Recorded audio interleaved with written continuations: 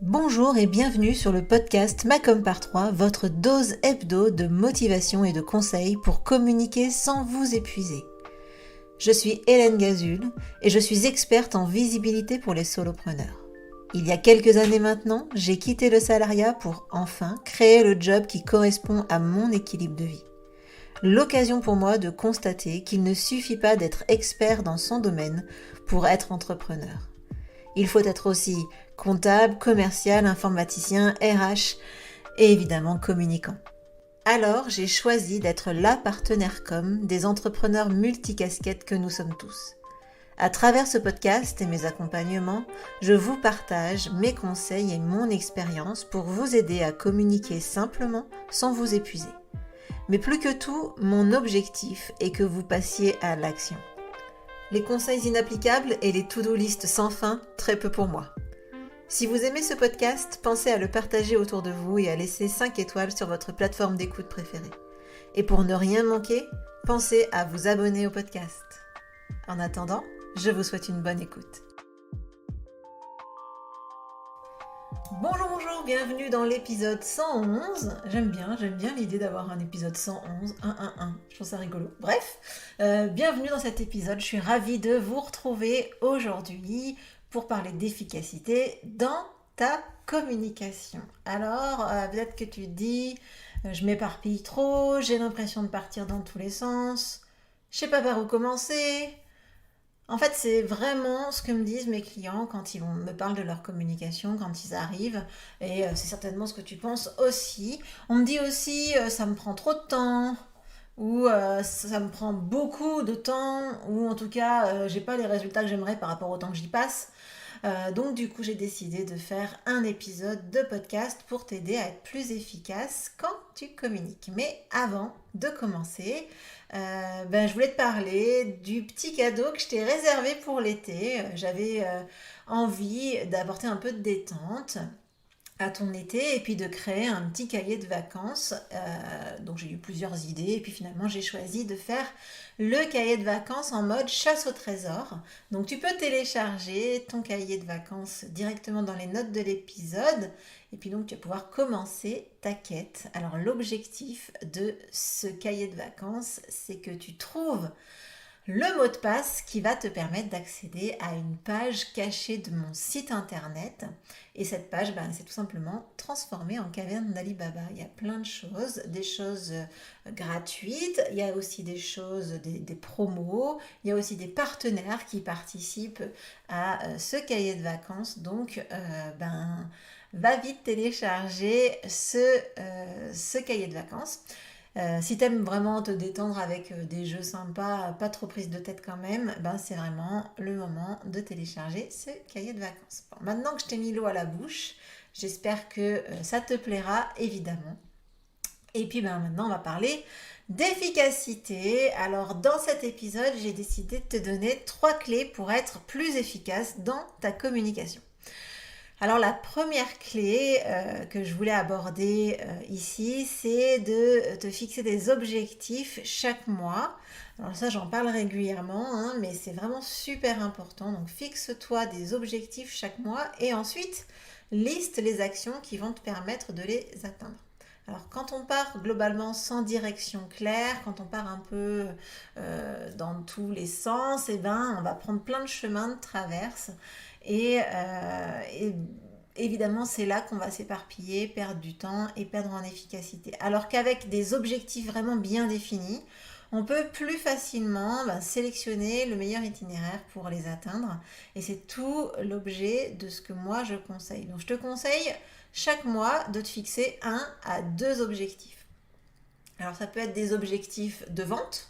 Je veux vendre 3 shootings ce mois-ci, je veux avoir 4 nouveaux clients sur une offre spécifique, ou je veux fidéliser 2 clients qui ne m'ont pas racheté depuis longtemps. Donc ça va être des objectifs de vente. Et puis après, il y a les objectifs de visibilité. Ça, par exemple, je veux gagner 100 abonnés sur Instagram, je veux augmenter le nombre de visites sur mon site internet de 10%, je veux 50 téléchargements de mon lead magnet ce mois-ci. Voilà, ça c'est des idées ou des exemples d'objectifs que tu peux te fixer pour un mois. Et une fois que ces objectifs, ils sont clairement définis, de façon précise, hein, tu l'as entendu, c'est pas j'ai juste envie d'augmenter ma visibilité, non, c'est très précis, ou je veux plus de ventes, non plus. C'est je veux un nombre de ventes sur telle offre. Et une fois que ça c'est bien défini et bien précis, bah, ça va être plus simple de définir les actions de visibilité que tu vas mettre en place pour les atteindre. Allez, je continue dans mes exemples. Si par exemple ton objectif c'est de fidéliser 2 clients dans le mois, et ben tes actions, ça pourrait être par exemple d'envoyer une offre spéciale pour les anciens clients par email ou d'organiser un événement VIP dans lequel tu vas inviter des anciens clients, organiser un concours par exemple spécial anciens clients également ou contacter certains clients pour demander des avis. Parfois ça peut réactiver des achats. Donc ça c'est différentes actions, évidemment tu n'es pas obligé de toutes les faire, mais ça te permet de vraiment lister les actions qui peuvent être réalisées et puis du coup de mettre le focus sur ces actions. Autre exemple, si par exemple tu veux 50 téléchargements sur ton e-book, bah là tu vas pouvoir mettre comme action par exemple de faire plusieurs posts sur tes réseaux sociaux au sujet de cet e-book. Pourquoi pas un post témoignage, un post juste pour parler du contenu, un post sur les success stories, un post qui va juste donner le premier conseil par exemple du lead magnet et ensuite pour avoir les suivants il faut s'inscrire. Bref, tu peux faire plein de posts. Tu peux aussi faire de la publicité sur les réseaux sociaux. Tu peux ajouter une pop-up sur ton site internet, faire des actions de partenariat, trouver des partenaires qui vont promouvoir ton lead magnet. Bref, là aussi, évidemment, c'est en fonction de ce que tu as envie de faire, de tes moyens de com, de ce que tu as déjà fait. Mais en gros, tu vas pouvoir identifier des actions qui vont te permettre d'atteindre cet objectif-là.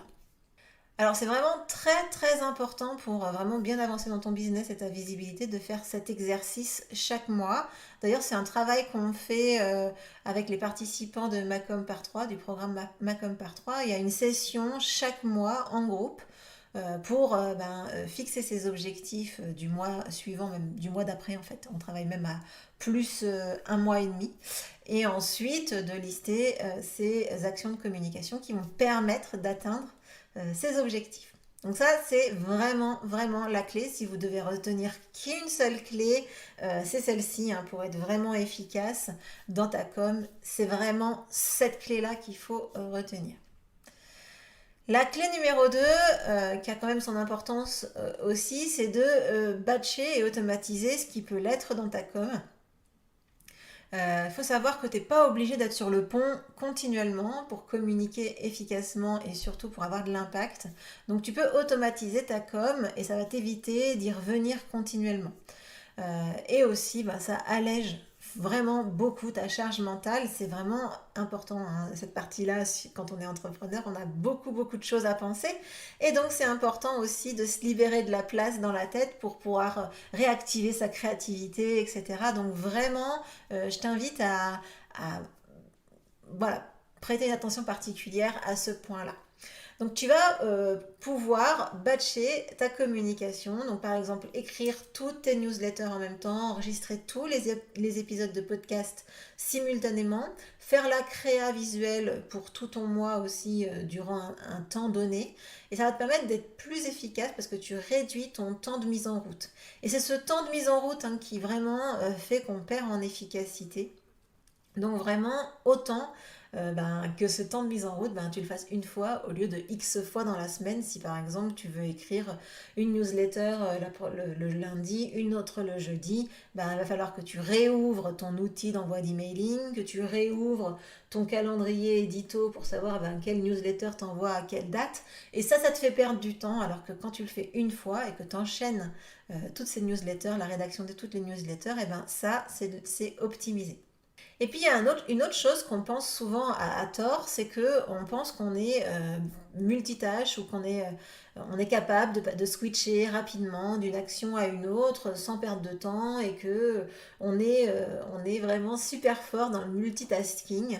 Ça c'est vraiment une impression. Effectivement, peut-être que tu as l'impression d'aller assez vite et peut-être que c'est le cas, mais malgré tout, tu seras toujours moins efficace en switchant tes actions que si tu les fais tout en même temps. Et ça, c'est inévitable, c'est véridique. Donc, évite de devoir revenir sur tes actions, de devoir retrouver le fil de ce que tu faisais.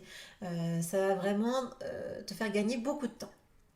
Donc, clairement, en batchant ta communication, ben, tu vas pouvoir automatiser ton process et la diffusion de ta com. Et ça, c'est vraiment super important et ça va t'aider à vraiment optimiser ton temps de communication. Moi, c'est ce que je fais, hein. C'est vraiment une vraie liberté que je m'offre. Alors, ok, tous les vendredis, je fais ma production de communication. Pas tous les vendredis la même chose, mais en gros, j'ai réparti les différentes actions de com que je fais sur mes vendredis. Donc, effectivement, c'est une contrainte pour la production, mais le reste du temps, je suis vraiment libre. Libre déjà de faire ce que je veux, mais aussi libre intellectuellement. J'ai pas à y penser, j'ai pas à y revenir. Et c'est assez rigolo parce que parfois, je suis surprise moi-même par les posts qui se diffusent sur mes réseaux sociaux. Certes, c'est moi qui les fais, hein, mais c'est vrai que je me souviens pas forcément de ce qui va sortir à une date précise. Et je trouve ça assez rigolo de voir parfois le post sortir. Des fois, je me dis, waouh, la vache, tu es quand même allé fort. Ou, bah tiens, ce coup-là, tu étais bien inspiré. Et je trouve ça assez rigolo de retrouver ça au fil du mois suivant qui sort automatiquement. Donc ça c'est la clé numéro 2, donc de batcher et d'automatiser ton contenu. Et ensuite, bah, il va y avoir la clé numéro 3, c'est-à-dire le recyclage de ton contenu. Alors ça, moi j'en parle souvent, j'ai déjà fait des épisodes de podcast sur le sujet. J'ai aussi une formation, Mon contenu infini, qui parle de cette partie-là, le recyclage de contenu. Euh, Clairement, être efficace, c'est aussi éviter de travailler pour rien ou juste pour une fois. Quand on crée un post sur, par exemple pour LinkedIn, ou quand on écrit une newsletter, quand on enregistre un podcast, quand on a créé un article de blog, ben, faut pas se contenter d'une seule utilisation. En fait, si tu écris un post et que après, ben voilà, il meurt de sa belle mort, hein, en gros, une durée de vie d'un post, c'est à peu près une journée. Eh bien, c'est vrai que du coup, tu as passé quand même pas mal de temps sur ce poste pour au final une durée de vie qui est hyper courte. Donc, vraiment, ce que moi je t'invite à faire, c'est de réutiliser ton contenu.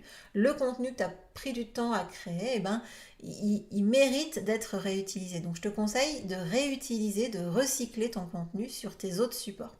Pas forcément aussitôt, je dirais même il vaut mieux que ce soit un peu plus tard, par exemple 3 mois plus tard, mais en tout cas, vraiment réutilise-le.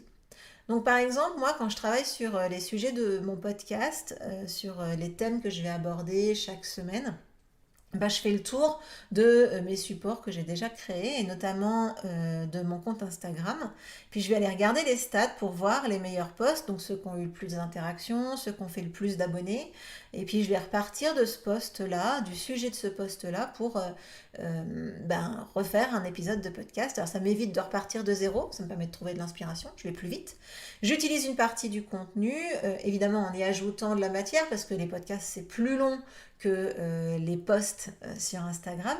Donc j'y ajoute de la matière, des exemples, des astuces en plus, mais en tout cas, je repars d'une base. Donc si par exemple, on va repartir de l'épisode 109 que j'ai fait récemment sur la newsletter, l'optimisation de la newsletter, et ben cet épisode, il a été tiré d'un post de janvier que j'avais fait sur l'optimisation de la newsletter en 24 heures. Donc ça, c'est un premier exemple. Et puis l'épisode 113 qui va sortir dans 2 semaines, bah, c'est aussi un contenu recyclé à partir d'un post aussi sur Instagram dans lequel j'ai partagé des affirmations qui permettent de passer à l'action, qui motivent à passer à l'action.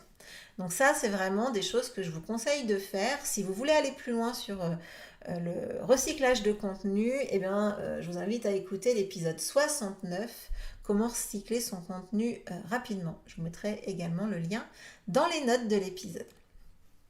Alors, si en fait tu souhaites travailler sur ta communication et arrêter de t'éparpiller, je te conseille de visionner la masterclass que j'ai animée au mois de juin. Je te conseille d'aller visionner ce replay. La masterclass, c'est comment organiser sa com pour arrêter de s'éparpiller et de perdre du temps.